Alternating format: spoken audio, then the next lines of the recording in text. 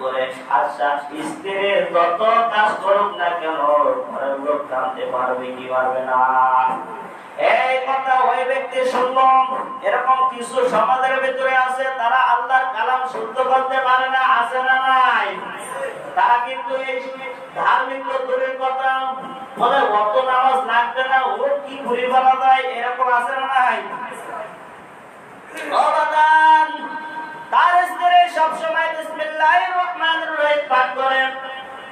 এই বিসমিল্লাহির রহমানির রহিম পাঠ করলো, এখন তার কান ঝালাপালা হয়ে গেল। সে বলতেছে খালি সব কানে বিসমিল্লাহির রহমানির রহিম পাঠ করো, কারণ কি এই বিসমিল্লাহির রহমানির রহিম আমার ভালো লাগে না। অতএব ওই ব্যক্তি একদিন বিসমিল্লাহির রহমানির রহিম, তার এই বিসমিল্লাহির রহমানির রহিমের ফজিলত কারামত জানতে চাইলো। একদিন কি করলো, একটা থলের ভিতরে কিছু টাকা ওই তার স্ত্রীর কাছে দিল, আর বললো এই থলেটা তুমি রেখে দাও, পরে আমার কাজে লাগবে। ওই থলেটা স্ত্রী নিয়ে একটা হাড়ের ভিতরে, কিসের ভিতরে, মেটি হাড়ের ভিতরে। আগে তো এরকম সুন্দর সুন্দর আসবাব ছিল না, সুন্দর সুন্দর কি ছিল না, আসবাব ছিল না, আলমারি ছিল না। আগে ছিল ওই যে সিকি কিউকি দড়ি দিয়ে কাঠ দিয়ে বাইকি কানেক্ট করা সুন্দর ওইটাই ছিল। ওই হাড়ের ভিতরে রেখে দিল। স্বামীর মন কিন্তু অন্যরকম, ভুল ধরবে, স্ত্রীকে বিসমিল্লাহ থেকে মারুম করবে। এখন কিছু সময় যাইতে না যাইতে মনোযোগ দিয়ে রাত যখন হয়ে গেল, তার স্বামী ওই হাড়ির ভিতর থেকে ওই টাকাটা, ওই থলিটা হাতে করে নিয়ে একটা কুয়ার ভিতরে ফেলিয়ে দিল। ফেলানোর পর সে আবার এসে বলতেছে কি ওই যে টাকা থলিটা দিয়েছিলাম ওটা দিয়ে দাও, টাকার যে থলিটা দিয়েছিলাম ওটা দিয়ে দাও।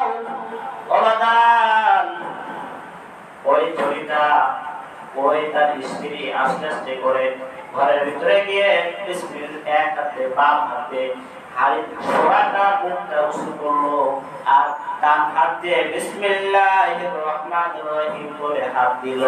দেওয়ার পর আবার ওই থলিটা পেয়ে গেল। একটু জোরে বলি, আওয়াজ করে বলি আল্লাহু আকবার। থলিটা তার স্বামীর কাছে যেই মাত্র দিল, ওই স্বামী চিন্তায় পড়ে গেল।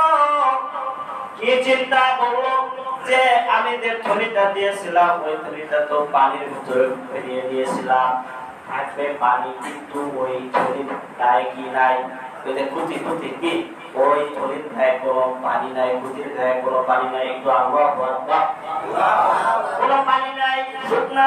সে আশ্চর্য হয়ে গেল, বলতেছে আমি তুমি আর কুয়া। স্ত্রী বলতেছে কারণ কি, তুমি আমি কুয়া মানে? বললো ও আমার স্ত্রী, তোমাকে পরীক্ষা করার জন্য, বিসমিল্লাহ ফজিলত দেখার জন্য, বরকত দেখার জন্য আমি এই থলিটা তোমাকে নষ্ট করে দিয়েছিলাম, ওটা ওখান থেকে বের করে কুয়ার ভিতরে ফেলছিলাম। দেখলাম এখন আবার তোমার কাছে সুবহানাল্লাহ বলা। অর্থাৎ বিসমিল্লাহর ফজিলত অনেক। কেমন দাম বাজান? কয়বার?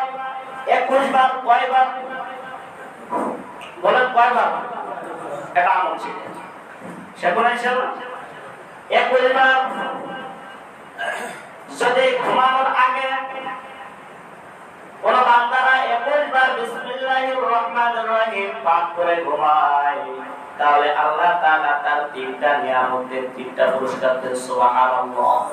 কয়টা? 3টা পুরস্কার। 1 নাম্বার পুরস্কার, আল্লাহ পাক রব্বুল আলামিন তার স্বপ্নের ভিতরে কোনদিন খারাপ স্বপ্ন দেখাবে না। আল্লাহু আকবার। সবসময় ভালো স্বপ্ন দেখবে, খারাপ স্বপ্ন দেখে ভয় পাবে না। খারাপ স্বপ্ন করছেন তাহলে দেখবে না। এই পরিবার পাঠ করলে 2 নাম্বার, তার জান-মালের হেফাজত করবেন কে? আল্লাহ জান-মালের হেফাজত করবেন। ভগবান শুধু তাই নয়, কপাল যদি ভালো হয় রহমাতুল লিল আলামিনকে দুনিয়া থেকে স্বপ্ন দেখা যাবে। আল্লাহু আকবার। বাদান বিসমিল্লাহির রহমানির রহিম পাঠ করতে হলে 19টা অক্ষর লাগে।